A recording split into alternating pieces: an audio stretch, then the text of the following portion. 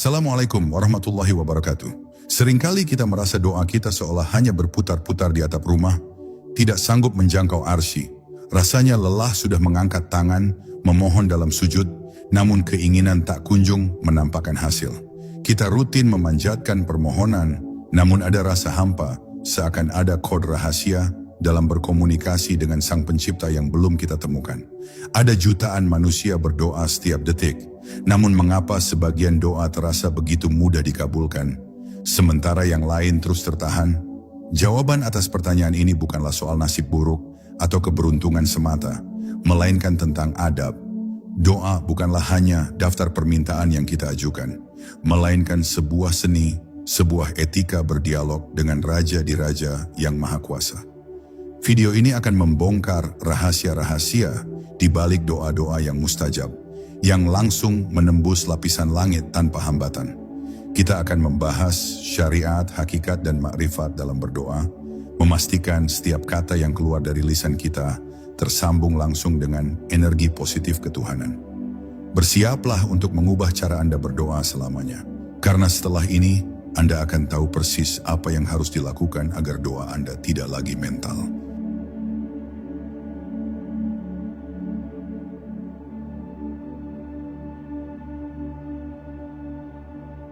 Mengapa kita berdoa?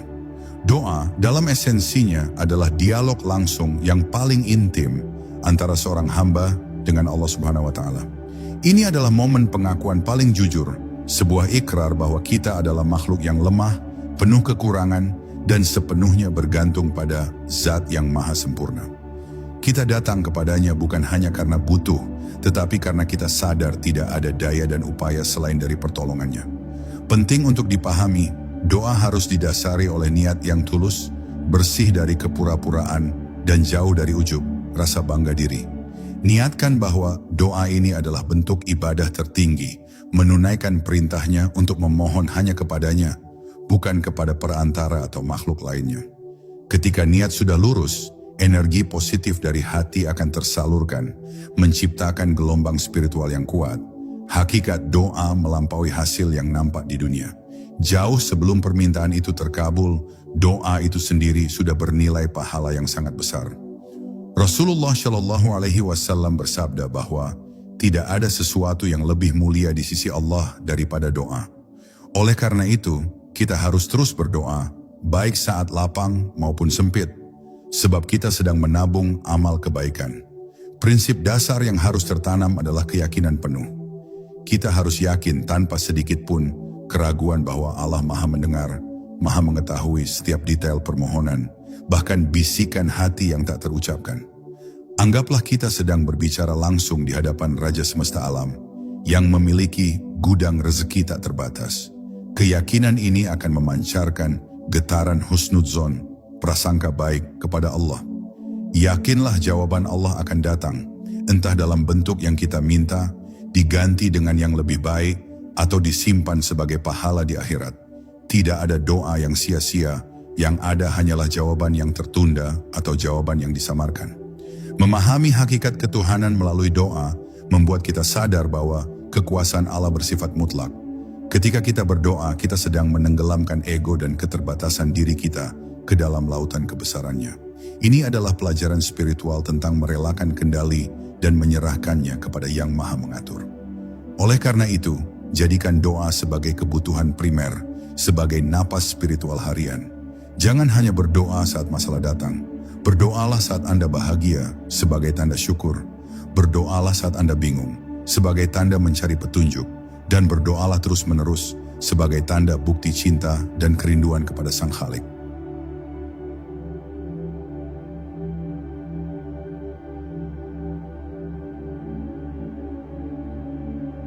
Memuji dan bersyalawat. Adab pertama dan terpenting dalam berdoa adalah memahami tata krama bertamu ke hadirat ilahi. Layaknya menemui seorang raja atau tokoh terhormat, kita tidak akan langsung menyodorkan daftar permintaan. Kita harus memulai dengan pujian, pengagungan, dan penghormatan. Inilah yang disebut adab memuliakan Allah Subhanahu wa Ta'ala. Mulailah dengan memuji Allah dengan Asmaul Husna, nama-namanya yang indah, dan sifat-sifatnya yang agung. Ucapkan Alhamdulillah, Allahu Akbar, Subhana Rabbiyal Azim, dan rangkaian kalimat pujian lainnya. Ini adalah momen di mana hati kita mengakui kebesarannya, menempatkan diri kita sebagai hamba yang hina di hadapannya. Pujian ini berfungsi sebagai kunci pembuka yang melunakkan kekakuan doa kita, mengubahnya dari sekadar permintaan menjadi sebuah persembahan. Ketika kita memuji, kita sedang menyelaraskan frekuensi hati kita dengan frekuensi keagungan ilahi, dan ini memudahkan doa untuk naik. Setelah memuji, adab berikutnya yang tak boleh ditinggalkan adalah bersyalawat kepada Nabi Muhammad SAW. Syalawat adalah jembatan penghubung yang sangat kuat. Ia adalah bentuk ketaatan kita kepada ajaran Rasul dan wujud kecintaan kepada pembawa risalah. Para ulama tariqah mengajarkan bahwa salawat berfungsi membersihkan dan menyucikan doa dari segala kekurangan adab yang mungkin tanpa sengaja kita lakukan. Doa yang diapit oleh pujian kepada Allah dan salawat kepada Nabi adalah doa yang dijamin sampai dan diterima, karena ia telah mengikuti sunnah yang sempurna. Analoginya sederhana. Doa yang tidak diawali salawat ibarat surat tanpa alamat lengkap. Sedangkan doa yang didahului pujian dan salawat adalah surat dengan stempel kerajaan yang pasti sampai kepada penerimanya. Oleh karena itu, jadikan salawat sebagai titik wajib sebelum Anda menyampaikan hajat. Contoh praktisnya, setelah selesai salat, jangan tergesa-gesa meminta kebutuhan duniawi Anda. Ambil jeda sebentar, ucapkan Alhamdulillah 3 kali, bacalah Subhanallahi wa bihamdihi, lalu bersalawatlah. Baru setelah pintu hati dan pintu langit terbuka, sampaikanlah permohonan Anda dengan rendah hati.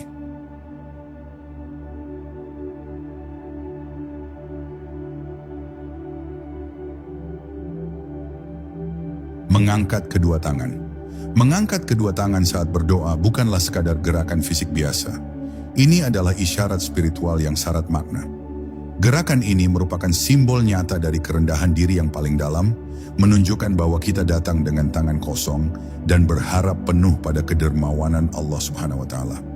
Secara simbolis, telapak tangan yang menengadah ke langit melambangkan wadah yang siap menerima curahan rahmat. Ini adalah bahasa tubuh universal yang menyatakan saya butuh dan saya hanya mengharapkan pemberian darimu. Ketika kita mengangkat tangan, kita sedang memproklamirkan bahwa sumber rezeki dan pertolongan hanyalah dari sisinya. Dalam kajian energi positif, gerakan mengangkat tangan membantu membuka cakra jantung dan cakra mahkota, dua pusat energi utama yang berhubungan dengan spiritualitas dan penerimaan ilahi.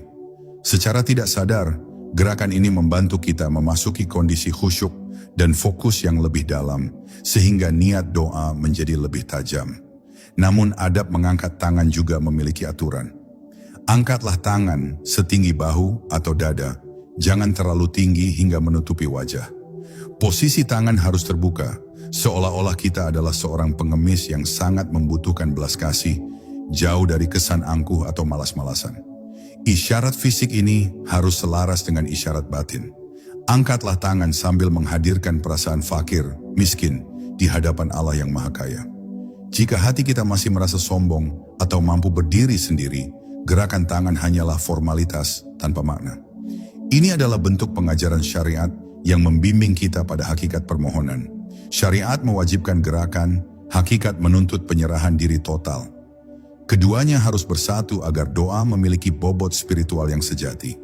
Mulailah dari sekarang, saat mengangkat tangan, rasakan setiap sel tubuh Anda tunduk dan menyerah. Bayangkan tangan Anda sedang disambut oleh rahmat Allah yang turun dari langit. Lakukan ini dengan sepenuh hati dan Anda akan merasakan perbedaan energi yang muncul dari doa Anda.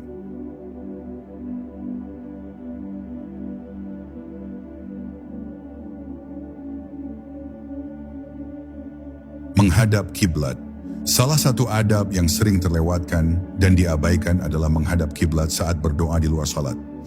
Kiblat yang merupakan arah Ka'bah di Makkah adalah titik fokus bagi seluruh umat Islam, simbol persatuan dan ketundukan.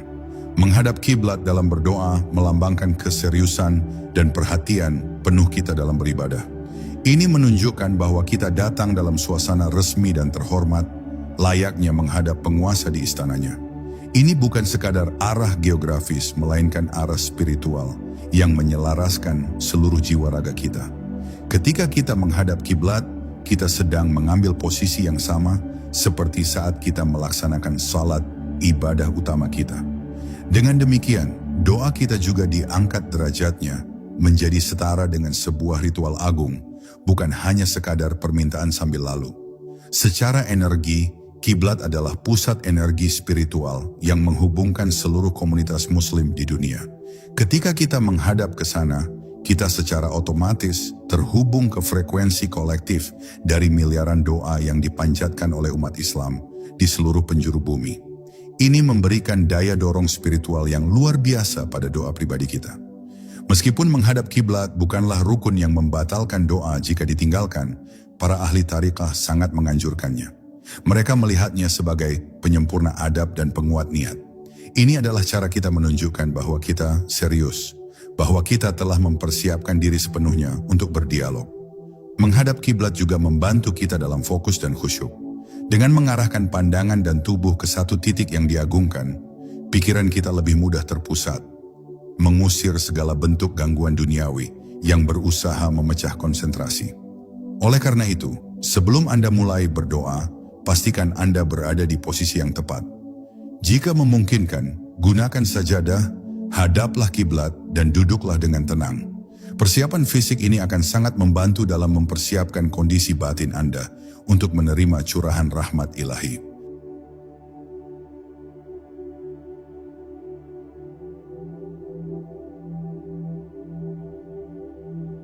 Suara dan kekhusyukan, adab berikutnya yang menentukan diterima atau tidaknya sebuah doa berkaitan dengan cara penyampaiannya, yaitu merendahkan suara dan hadirnya kekhusyukan yang mendalam. Doa bukanlah orasi atau pidato yang memerlukan pengumuman keras. Ia adalah bisikan hati yang paling jujur. Allah Subhanahu wa Ta'ala tidak tuli. Dia mendengar bahkan suara hati yang tidak terucapkan. Quran, Surat Al-A'raf ayat 55 memerintahkan kita untuk berdoa kepada Tuhan dengan merendahkan diri dan suara yang lembut. Berdoa dengan suara yang terlalu keras justru dapat mengganggu kekhusyukan dan terkesan kurang sopan di hadapannya. Kekhusyukan adalah ruh dari doa. Ia adalah kondisi di mana hati, lisan, dan pikiran bersatu, sepenuhnya fokus pada Allah. Khusyuk berarti menghadirkan perasaan hudur, kehadiran di hadapannya, seolah-olah kita melihatnya, atau setidaknya yakin dia melihat kita. Untuk mencapai khusyuk, hindari berdoa dalam keadaan tergesa-gesa. Berikan waktu yang cukup, jangan membaca doa layaknya mengejar target. Setiap kata harus diresapi, dimaknai, dan diucapkan dengan penuh penghayatan emosional.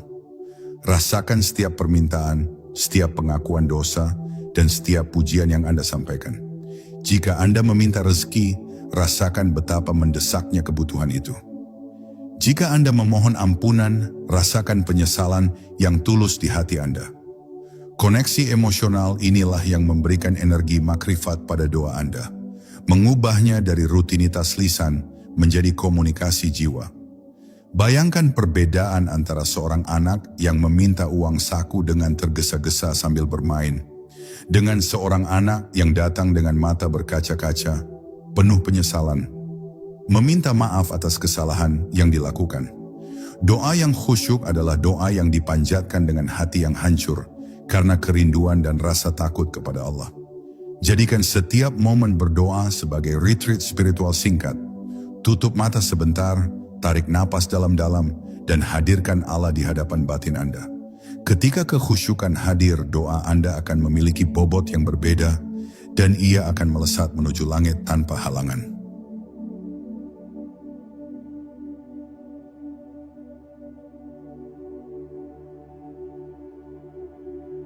Mengakui dosa dan memohon ampunan.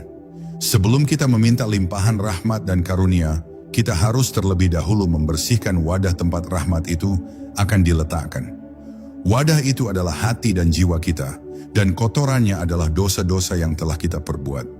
Inilah adab yang sering terabaikan, memulai doa dengan istighfar dan pengakuan dosa. Dosa-dosa kita ibarat awan tebal yang menghalangi pancaran cahaya matahari.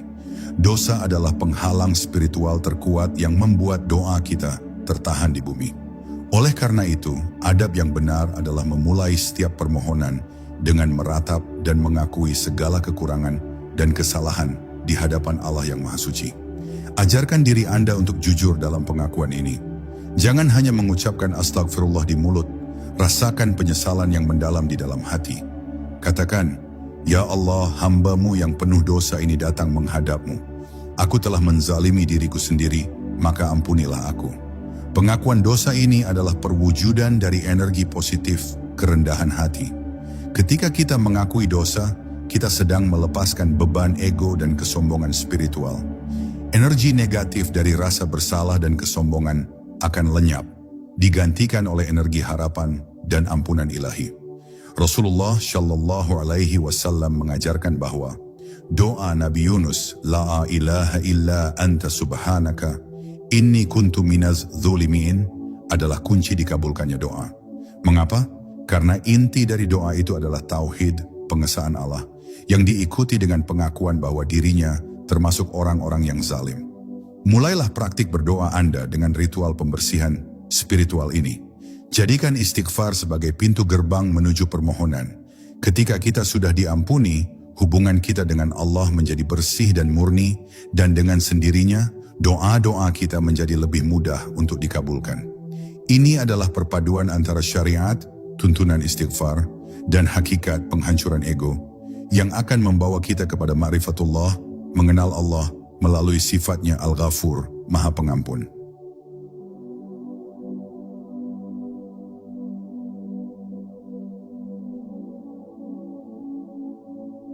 Seni berdoa yang terstruktur. Setelah memahami fondasi dan adab, kita perlu menerapkan struktur doa yang efektif agar tidak ada satupun adab yang terlewat. Doa yang terstruktur adalah doa yang fokus, khusyuk, dan sesuai dengan tuntunan Rasulullah Shallallahu Alaihi Wasallam. Ini adalah panduan praktis yang dapat Anda ikuti. Langkah pertama, persiapan.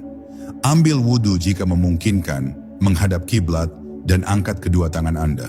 Duduklah dengan tenang, jauh dari hiruk pikuk, dan hadirkan kesadaran penuh bahwa Anda sedang berdialog dengan Allah. Langkah kedua, pujian dan pembukaan. Mulailah dengan pujian kepada Allah Subhanahu wa Ta'ala. Ucapkan Alhamdulillah, Asmaul Husna yang sesuai dengan hajat Anda.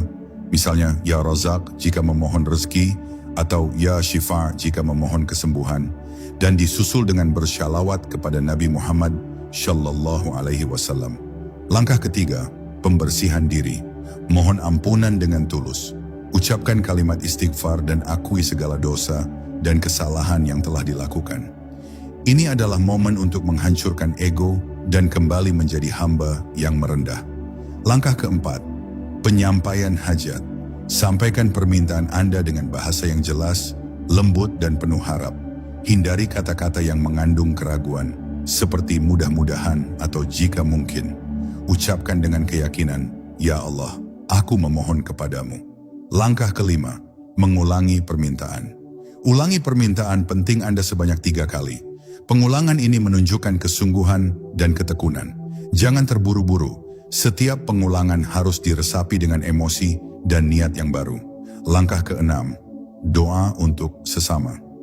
Sertakan doa untuk orang tua, keluarga, guru, dan seluruh umat Islam.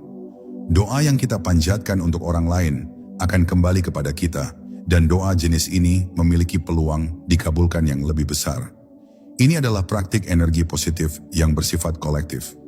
Langkah ketujuh, penutup dan tawakal. Akhiri doa Anda dengan memuji Allah kembali, bersyalawat, dan ditutup dengan tawakal. Katakan, Ya Allah, aku telah berusaha, aku telah memohon, dan aku serahkan semua urusanku kepadamu. Engkaulah sebaik-baik tempat berserah diri.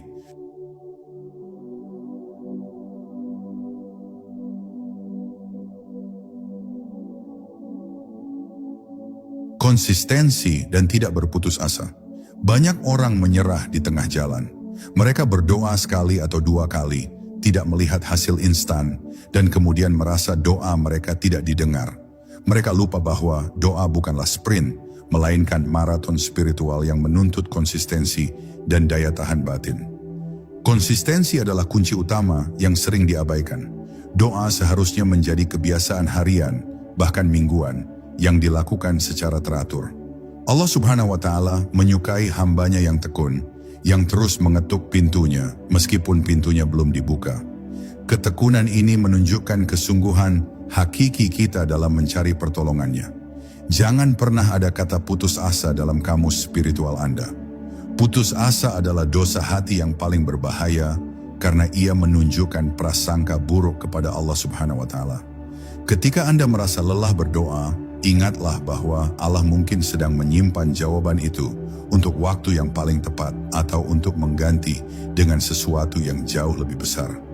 Kadang-kadang doa tidak dikabulkan dalam bentuk yang kita minta, tetapi Allah Subhanahu wa Ta'ala menggantinya dengan perlindungan dari musibah yang tidak kita sadari, atau doa itu diubah menjadi pahala besar di akhirat saat kita paling membutuhkannya. Ingatlah, Allah tahu yang terbaik dan Dia adalah Al-Alim, Maha Mengetahui. Sampaikanlah hajat Anda seolah-olah Anda meminta kepada seseorang yang sangat Anda cintai dan percayai. Jangan hitung berapa kali Anda meminta.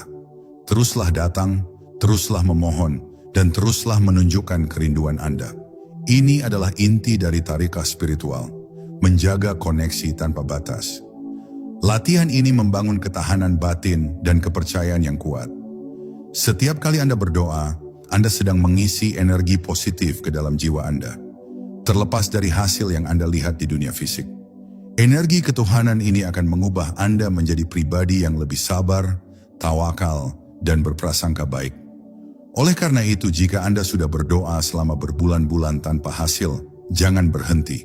Anggap itu sebagai ujian. Teruslah mengetuk, karena pintu rahmat Allah pasti akan terbuka, baik di dunia ini maupun di akhirat kelak.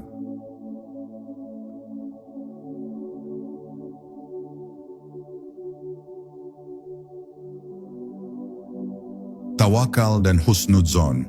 Tahap tertinggi dalam adab berdoa, puncak dari makrifat dan hakikat adalah tawakal, berserah diri penuh, yang diikuti dengan husnudzon, berprasangka baik kepada Allah Subhanahu wa Ta'ala. Inilah yang membedakan doa seorang hamba biasa dengan doa seorang arif billah.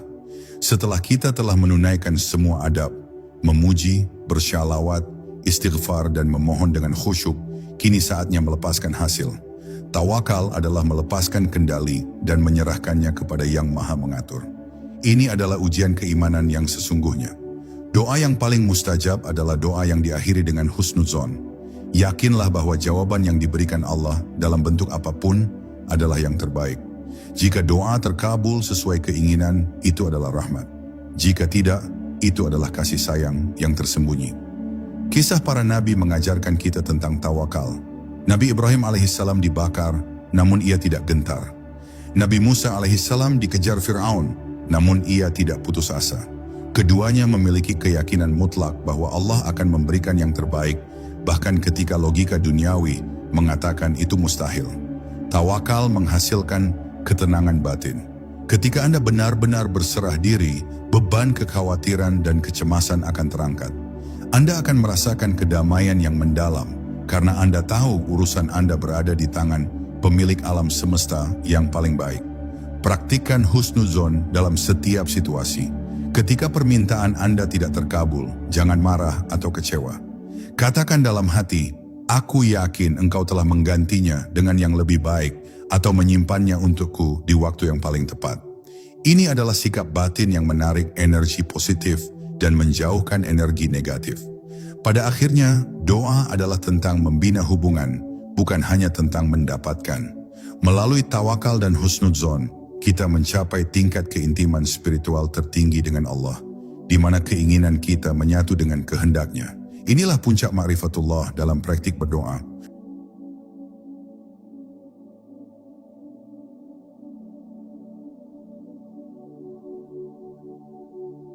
Penyempurna doa.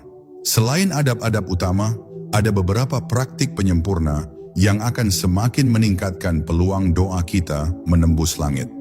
Ini adalah praktik syariat yang memiliki dampak besar pada dimensi hakikat doa. 1. Memanfaatkan waktu mustajab. Berdoalah pada waktu-waktu emas yang telah diisyaratkan, seperti di sepertiga malam terakhir saat tahajud, antara adzan dan iqamah, saat turun hujan, atau di hari Jumat. Doa pada waktu-waktu ini memiliki getaran energi yang lebih kuat. 2. Berdoa dengan nama-nama Allah, Asmaul Husna. Gunakan nama-nama Allah yang paling relevan dengan permohonan Anda. Jika sakit, sebut Ya Shifa, Maha Penyembuh. Jika butuh petunjuk, sebut Ya Hadi, Maha Pemberi Petunjuk. Ini adalah teknik memanggil sifat-sifat khusus Allah. 3. Keadaan suci dan makanan halal. Pastikan Anda dalam keadaan suci dari hadas, berwudu, dan yang terpenting, pastikan rezeki dan makanan yang Anda konsumsi adalah halal. Doa dari lisan yang diberi makan dari sumber yang haram adalah doa yang tertolak. Ini adalah pembersihan total dari dalam dan luar. 4. Berdoa dalam keadaan tertentu. Doa seorang musafir, doa orang yang terzalimi, dan doa orang tua untuk anaknya adalah doa yang dijanjikan mustajab. Jika Anda berada dalam salah satu kondisi ini, manfaatkanlah. Doa dari hati yang terluka atau rindu memiliki daya tarik spiritual yang tinggi. 5. Mengusap wajah. Setelah selesai berdoa, adab yang dianjurkan adalah mengusap wajah dengan kedua telapak tangan. Ini adalah gestur penutup yang melambangkan penyaluran berkat dan rahmat yang baru saja kita terima melalui doa. Semua adab tambahan ini berfungsi sebagai penyempurna ritual. Mereka menunjukkan kesungguhan total, bukan hanya pada lisan, tetapi juga pada tindakan dan sumber daya yang kita miliki. Dengan mempraktikkan semua ini, kita telah melakukan yang terbaik sebagai hamba, dan sisanya kita serahkan sepenuhnya kepada Allah Subhanahu wa Ta'ala.